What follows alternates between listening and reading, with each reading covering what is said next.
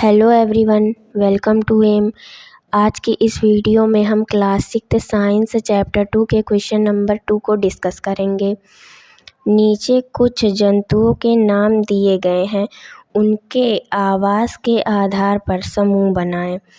चिन्हांकित खंड का में जलीय जंतुओं और चिन्हांकित खंड खा में थलीय जंतुओं के नाम लिखिए। खंड गा में दोनों आवासों में रहने वाले जंतुओं के नाम लिखिए। अब इस क्वेश्चन में क्या कहा गया है कि यहाँ पे कुछ जंतुओं के नाम दिए गए हैं, जिनमें से जो जलीय जंतु हैं उनको खंड का में लिखना है आपको, और जो थलीय जंतु मतलब जो ज़मीन पे रहते हैं उनको खंड खा में लिखना है, और जो दोनों आवासों में मतलब जो उभयचर हैं, जो जल और थल दोनों में रहते हैं, उनको खंड गा में लिखना है। तो आइए एक एक करके हम फिल करते हैं। सबसे पहले क्या दिया गया है? घोड़ा दिया गया है। तो घोड़ा कहाँ रहता है? घोड़ा ज़मीन पे रहता है, इसलिए इसे खंड खा में लिखेंगे। डॉल्फिन कहाँ रहती है? डॉल्फिन जल में रहती है, इसलिए ये जलीय जंतु हुआ, इसलिए इसे खंड का में लिखेंगे। मेढक जल और थल दोनों में रहता है, इसलिए ये उभयचर हुआ, इसलिए इसको हम खंड गा में लिखेंगे।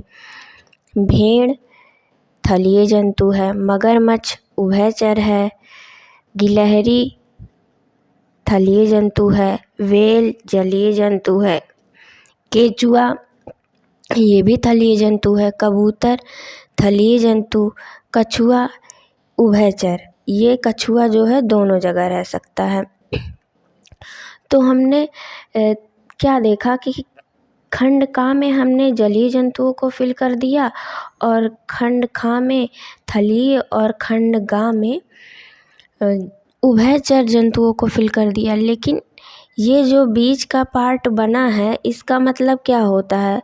इसका मतलब ये होता है कि जो दोनों में जो कॉमन है, खंड का में भी जो कॉमन है और खंड खा में भी जो कॉमन है, उसको हम खंड गा में लिखेंगे। अब कहीं भी अगर ऐसा फिगर दिया गया है, 2 सर्कल है और बीच का पार्ट पूछ रहा है, तो इसका मतलब ये होता है कि इन दोनों में जो कॉमन है उसको यहाँ लिखा जाएगा।